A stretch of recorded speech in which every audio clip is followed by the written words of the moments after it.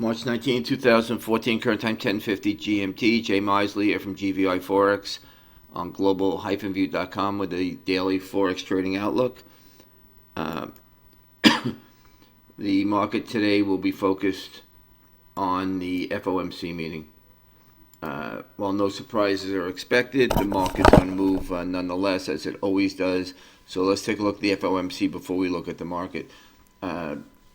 It would take a major long shot for the Fed not to continue tapering. So the chances of that being changed are really minimal. The focus is going to be on a change in forward guidance away from a specific indicator like the unemployment rate, and that'll either come out in the statement or when Yellen has her first press conference. Otherwise, the market expectation that the earliest Fed rate hike would be the second half of 2015 will probably stay intact. The focus is going to be to what extent the Fed focuses on the impact of the horrible winter weather in the U.S. and whether that influences thinking at all as to future forecasts. So overall, if you look at the way bonds have performed, stocks have performed, they're expecting the Fed to stay tilted on the dovish side, so anything less than a tilt towards the dovish side with a continued taper being on pace would be a surprise. Now, so with that in mind, the market shouldn't move, but they will move. And one word about the Fed and interest rates. The key is when will the Fed hike rates, and expectations over when it might hike will be crucial for the dollar going forward as the year goes on. The closer we get to 2015, and that's a way off, the more the focus will be on when the Fed will hike rates, and the closer that becomes, the more bullish it is for the dollar. The farther away, the less bullish for the dollar. Otherwise, we're sitting in the aftermath of the Crimea thing, still concerns over China. As far as politics goes, Crimea will probably fade into the background, but the impact will have some longer lasting effects as the U.S. and Russia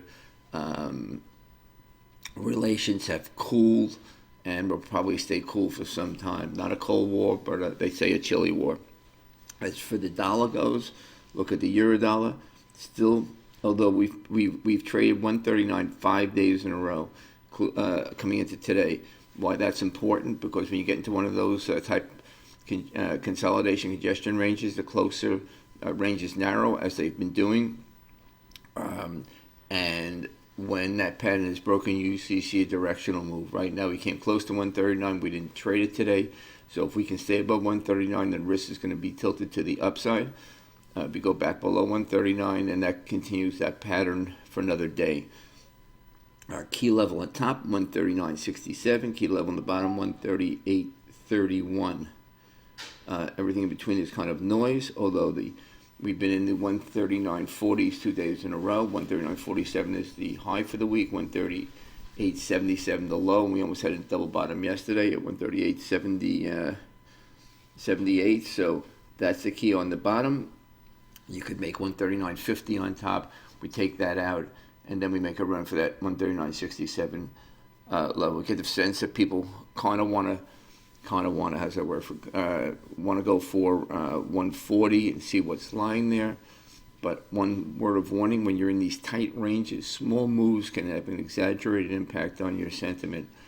Take today, we've had a 26-point range, and or so, something like that, 27, 28, whatever it is. And when you split that range in half, if it moves above, it feels bid. It moves below, it feels offered. So just beware when you're in these tight ranges that your sentiment is going to swing dramatically. But these tight ranges at times to be alert, because when they break out, market has a lot of firepower to make a move. The underperformance has been the Canadian dollar. Why? It's beyond me. But as U.S. interest rates have not moved much, maybe it's because it was used as a safe haven on the Crimea Russian situation. And yesterday we spiked up. We continued up today, and 112 is the obvious psychological barrier on top there. So that's it for today. Watch for the Yellen press conference as much as the Fed statement, her first press conference. It's an interesting article. I'm going to put a link at the bottom here. That link is to an article about broker bonuses. I think you'll find it interesting. You can click on it. It's embedded in this video.